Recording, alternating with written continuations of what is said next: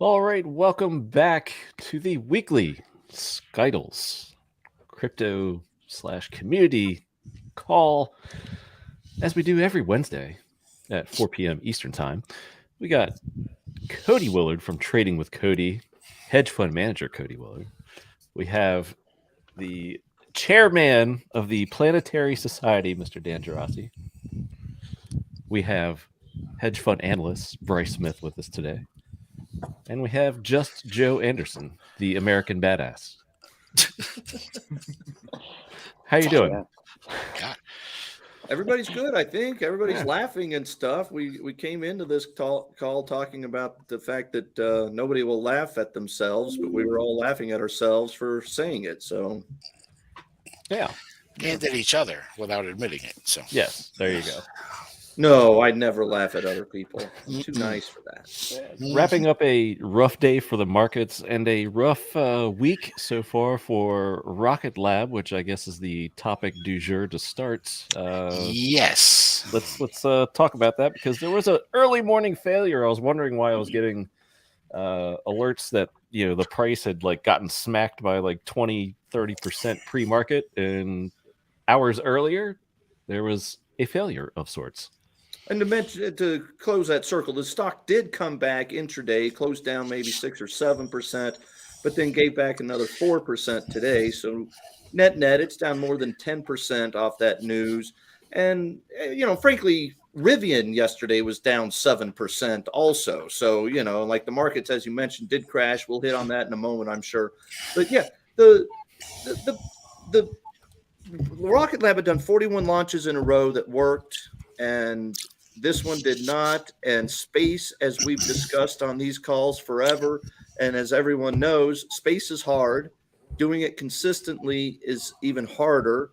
And, it's a setback, certainly for the company. I still think that Rocket Lab should be acquired by Boeing or Lockheed Martin or someone at some point.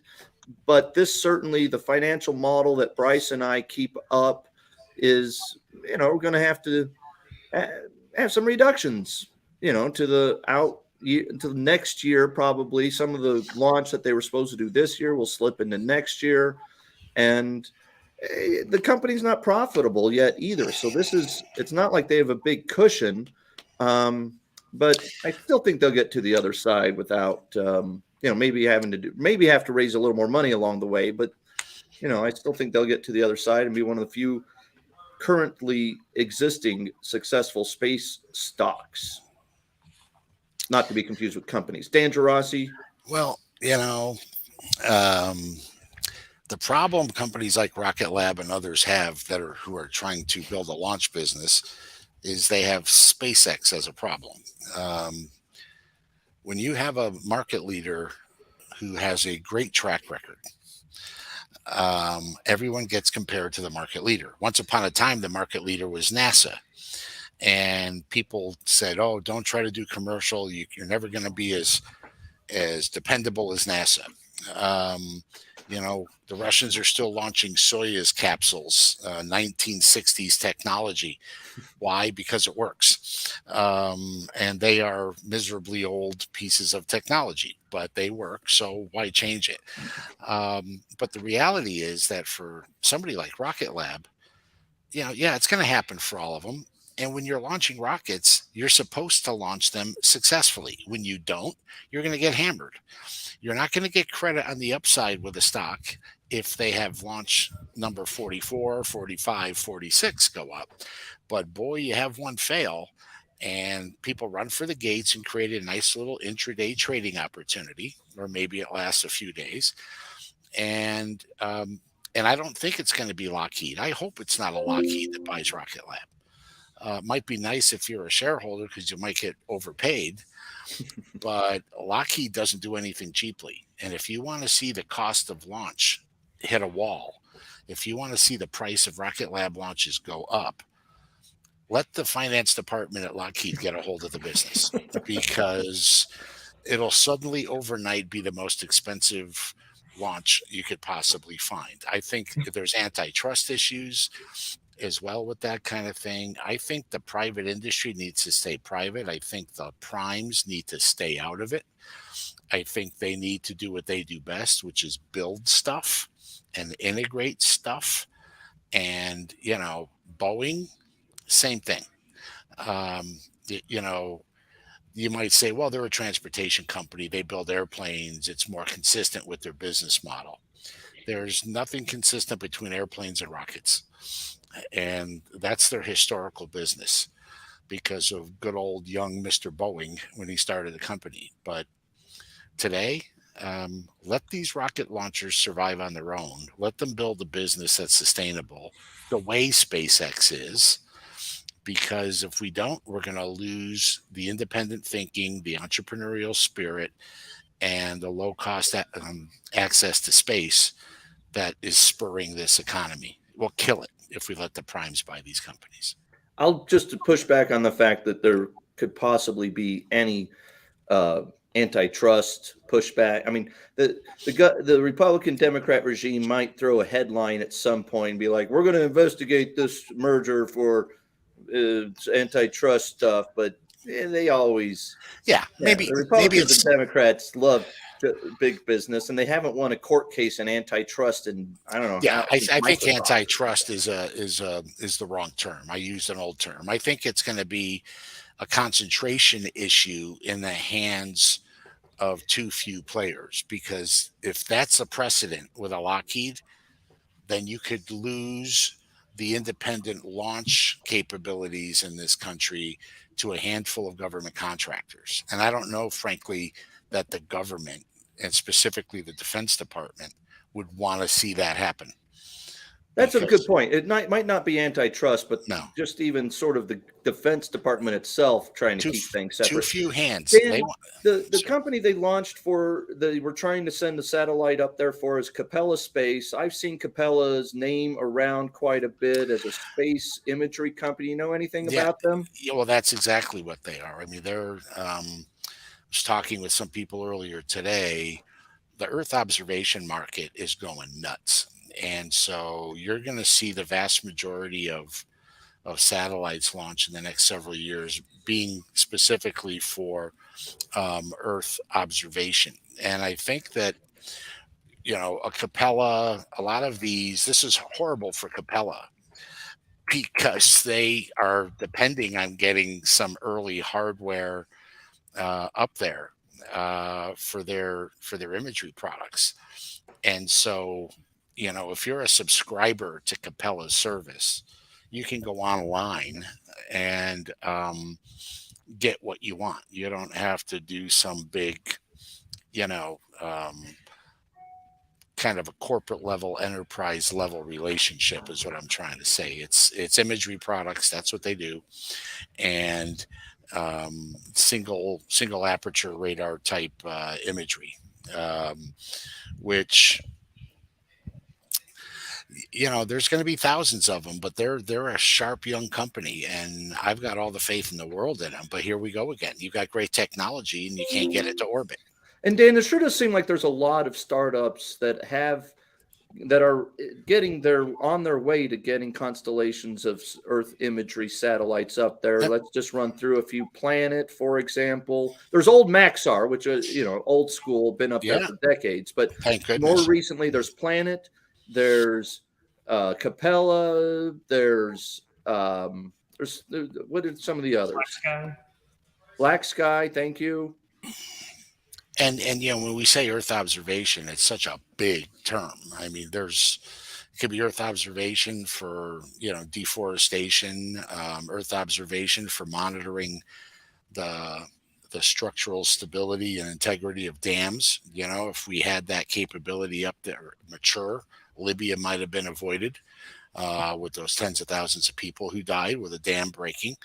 Earth observation for water quality and water flow is something. There's a startup that's in this Seraphim accelerator with me that's doing Earth observation for water quality. I'm glad you brought it up the way and framed it the way you did, because it's not just about looking at images of of a parking lot and seeing how many Tesla cars there are for a hedge fund manager trying to buy it or sell it or something. Right. But the whole promise and the underlying promise and the reason why I'm more than anything excited about the space revolution is because it will make life on Earth for human beings better.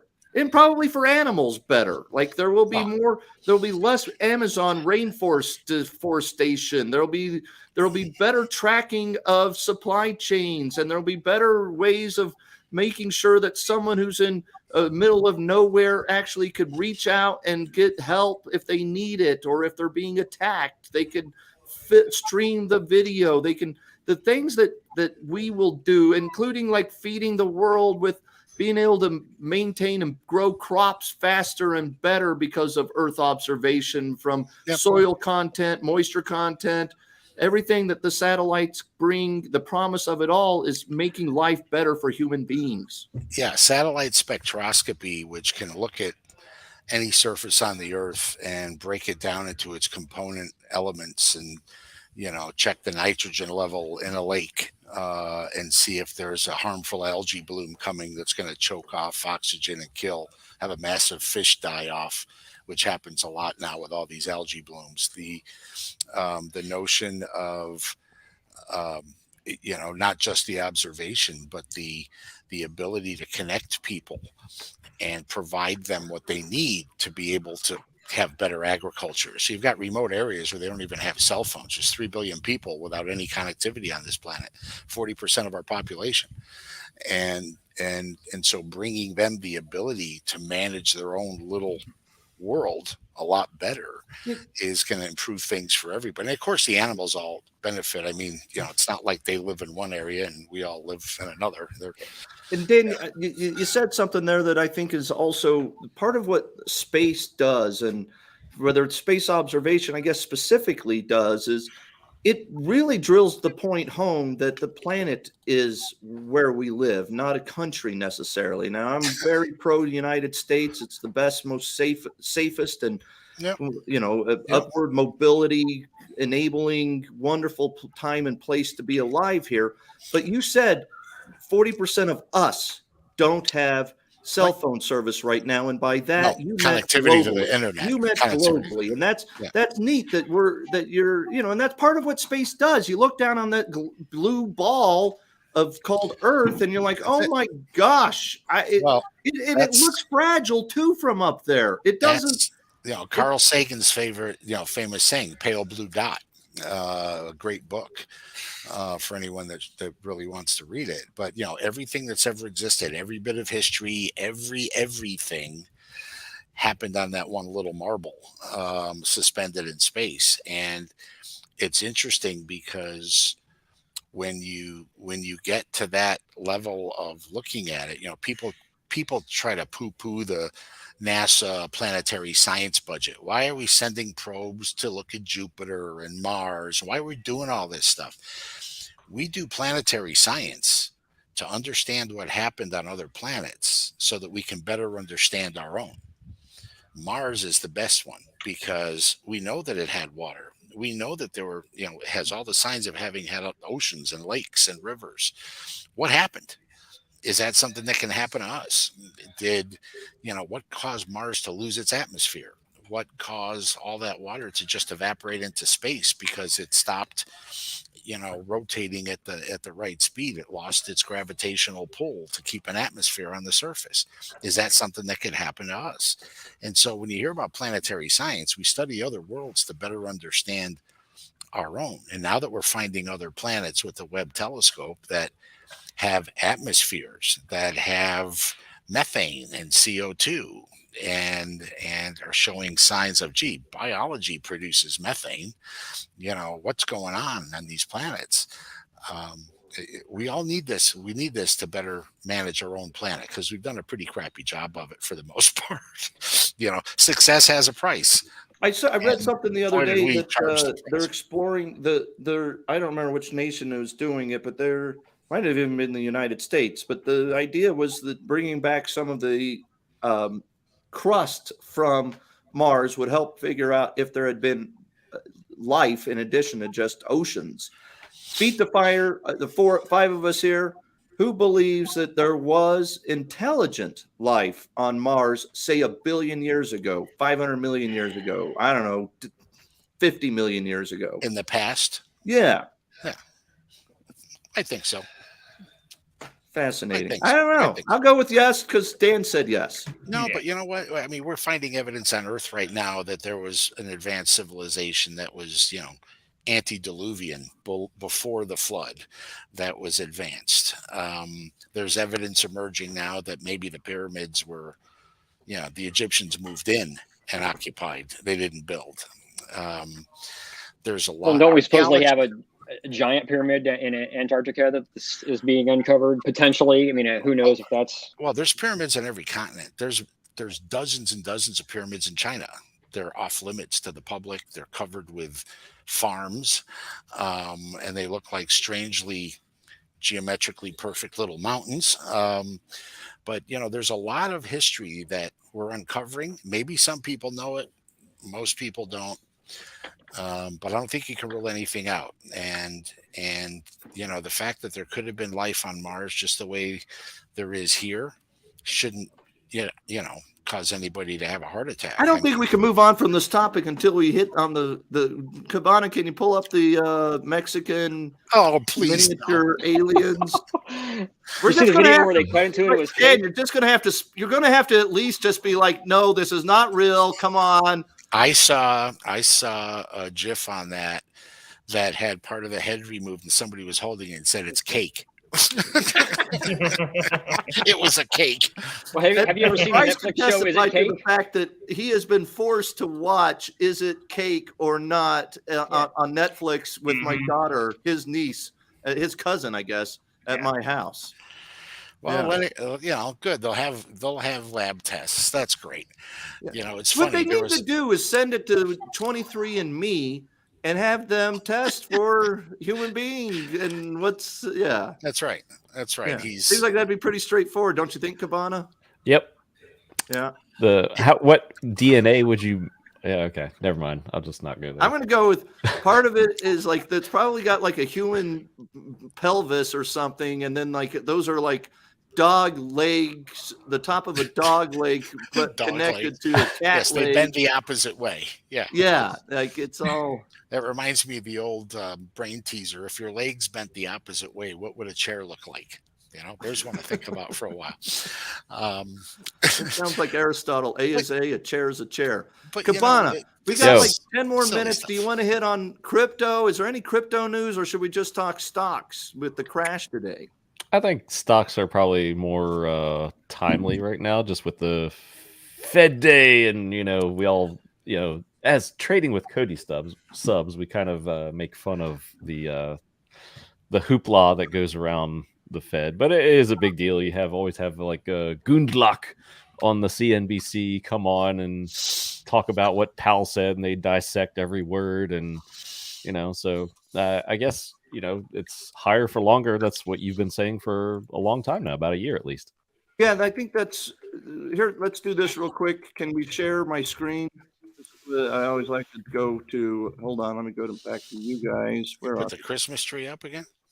The Christmas tree. No, here. Christmas hold on. lights? Share. Present. More share screen. Seinfeld. Share. Interesting lunch with George Costanza today. Really? We were talking about our lives, and we both kind of realized we're kids. We're not men. So then you ask yourselves, isn't there something more to life? Yes. This is people watching the Fed. They're like, is there more to the Fed announcement? There isn't. There isn't. Absolutely not. What are you thinking about, Jerry? Marriage? Family? Higher rates? Lower rates? Fed cuts? Man-made prisons. You're doing time. You get up in the morning, she's there. You go to Fed's sleep at there. night, she's there. The Fed's going to It's like you cut. gotta ask permission to use the bathroom. Can't buy stocks unless the Fed cuts. Really? Yeah, and you can forget about watching TV. What do you think the Fed will do today? I don't know. What do you think the Fed will do today? You know what? Because it's dinner time. And you know what you do at dinner? Fed day. What? You talk about your day. How was your day today? Did you have a good day today or You a bad did the day pedal today? cut today? What kind of You day did the was it? pedal take today? You did the pedal take today? Boy, it's sad, Jerry. It's a sad state of affairs. That's my impersonation of the Fed. But yeah, look, as I wrote on Trading with Cody in the chat that we'll be publishing just a few minutes to Trading with Cody subscribers, that I've been saying for about a year now that I think the Fed's going to get up to around 5 or 6%, and they're going to leave it there longer than most people expect, probably for at least a year or something. And I don't think the Fed will cut until there's a financial or an economic crisis. And it's totally counterintuitive and counter to what everybody on Wall Street says. Everybody on Wall Street says you can't fight the Fed.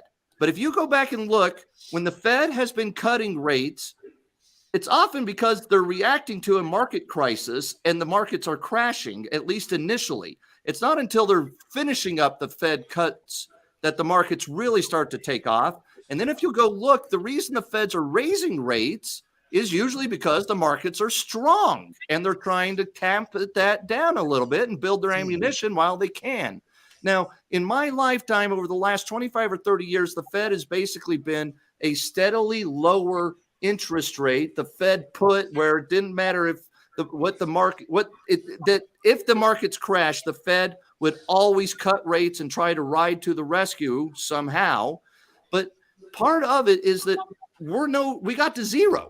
There was no getting lower than zero. I mean, I guess we could have done what Japan and Europe did, got negative interest rates, but that really doesn't make sense. If you will lend me your money for 3 years and tie it up with me, I'll give you less back in 3 years. That's not a good proposition for the people who are lending the money. The only reason that would even happen is because the system itself is forcing money, retirement money, government-driven and funded money into those assets, those treasuries that were not treasuries, but the Japan version of treasuries that were giving out negative interest rates and taking your money for lending them money. Doesn't make any sense. When you lend somebody money, you should be paid. And that goes back to, again, what I've been saying for the last year or so is that it would be great and healthy for the U.S. economy to be strong and healthy enough on its own that the government is getting charged 5%, 4% for you taking the risk of giving, and not even just the risk, but tying your money up for 2 years or 10 years or 20 years in a treasury bill. You should be rewarded for that. You should get 5% for that. The markets should be able to handle that. The stock market should be able to handle 5% interest rates. That is healthy and natural. We don't need artificially propped up assets asset prices because the Federal Reserve is flooding the U.S. economy with extra dollars anymore. Last note on this, Louis C.K. Not a big fan of Louis C.K., but he popped up on my Twitter feed the other day, and he was like, you know what? You Bitcoin people have got it figured out. You're telling me that if we had the Bitcoin, the government couldn't print money anymore. And that's it. That's why all currency roads lead to Bitcoin eventually, because Bitcoin has reached critical mass. It is a trustless, open source ledger that tracks the money, and the government can't fuck with it. It can't do anything with it. They have to just let it be. And if the government doesn't outlaw it, the only way the government could mess with Bitcoin is to outlaw it. If they don't outlaw it, frankly, the U.S. economy should just forget going back to the gold standard, go to a Bitcoin standard. You want to go into the 21st century with a good currency, go to a Bitcoin standard. But, we're not, we're decades away from doing that, I assume. What I don't understand about Bitcoin right now is if everybody believes Bitcoin is the way, why are people going crazy selling in 0.25% moves in Bitcoin? I mean, what are people doing if they truly believe that all roads lead? Why are people holding? Joe, number one, I don't think most people truly believe that. I think They're the just, general they're just in it for the game, the Yeah, 1 to 2% game. It's fringe. It's maybe 5% of the population has come to the realization that Bitcoin and trustless ledgers are the future and are probably much more virtuous than a fiat controlled currency.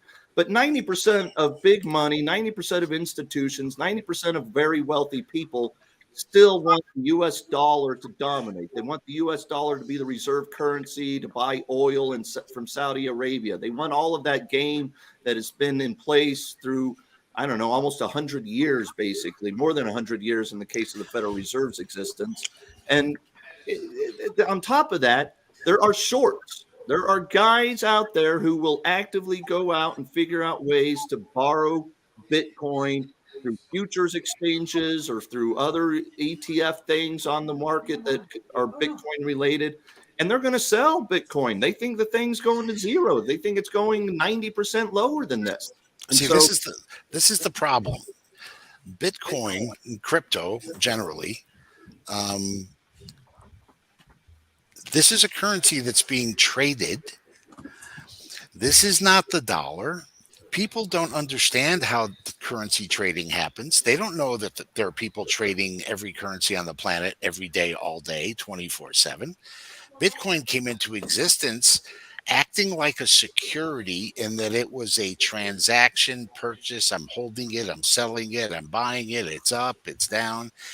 It does not occupy the same headspace in the public's mind that the dollar or the yen or the pound occupy. They're seen as currencies. This thing is seen as a trading vehicle by most people who don't understand it. And while it continues to be a traded currency as opposed to the perceived stability of traditional fiat currencies, it's never going to get the support from people because its first impression that it made on everyone was as a volatile trading instrument. It didn't make a first impression as a stable alternative to what people perceive as stable, which are the fiat currencies. And I think that's something that it's never going to shed, not for a long time, because there isn't anybody alive today who, can remember a time when, currencies were unstable, or, maybe you can remember back to the gold standard being dropped and everything else. But that's about it. I think that's why it's going to be where it is for a long time. It's not perceived the same way.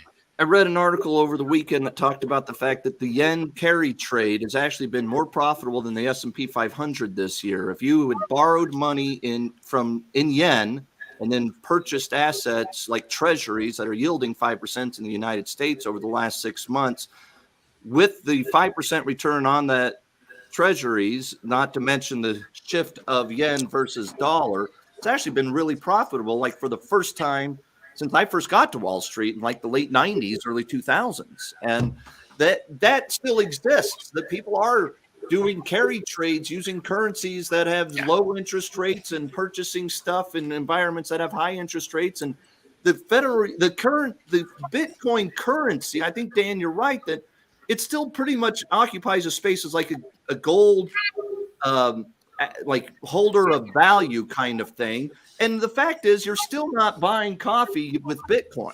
You might be in 5 or 10 years, but it is pretty much a crypto asset, not a cryptocurrency. Well, and you bring up a good point. The gold and silver markets, the marketing of gold and silver, hard commodities, has the perception, and they've done a good job of reinforcing this.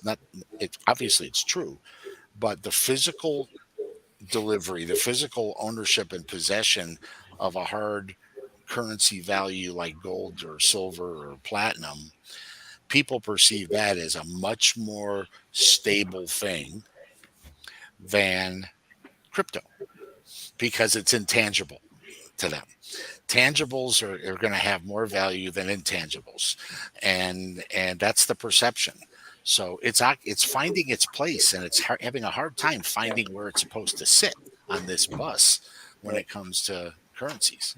Even though with gold, if gold skyrockets, guess what? They're going to find more gold. So Yeah. it's like the dollar in the respect that you can go mine more gold. When asteroid mining actually starts, short the living daylights and sell your gold, because it's going to run to single digits pretty fast just the minute we start tapping asteroids. I thought you guys might like to just drill the point home that somehow this stuff is considered tangible, but the Bitcoin on this on this thing, not tangible. Meanwhile, these can end up being completely worthless, and you can have a. Do you have some lira there? I got some lira. I've also got, I've got some. This is, who's that? Tesla. Oh, Tesla. Yeah, That Tesla. that is Serbian money. Here is Yugoslavian money. $5 million. $5 million of That's worth Yugoslavian $1.290 currency US. from 1993, baby. Bam! Hard asset, tangible. Woo! Feeling wealthy now. Let's go golf, Bryce. Yeah. All right, that's good times, guys. Thank you all. I guess let's hit markets. Do we need to hit markets? Powell said some shit. Markets crashed, and none of it matters. But over time, earnings will probably go up for great companies, and earnings that are companies that don't get the earnings will go to zero. A stock picker's market, as you said. What's that, Cabana? A stock picker's market. Stock picker's market. Yeah. It's Oh, always yes. a stock picker's market in some ways. And some, but I mean, some are just so easy to where it's just up only for a while, and then anybody. Back the COVID bubble was crazy, and the worst companies went up more than the good companies, and and now of course most of those bad companies have crashed almost to zero, except for Carvana, but lots of them still are headed to zero, probably Carvana. Full disclosure, I have Carvana puts, people. Okay, I'm back on the Carvana put train. All right. Peace and love. Thanks for being here, Dan Geraci, Joe Anderson, Bryce Smith, and thanks for hosting See Cabana ya. Crypto. We will see you next week. Ciao, ciao. See you, everybody.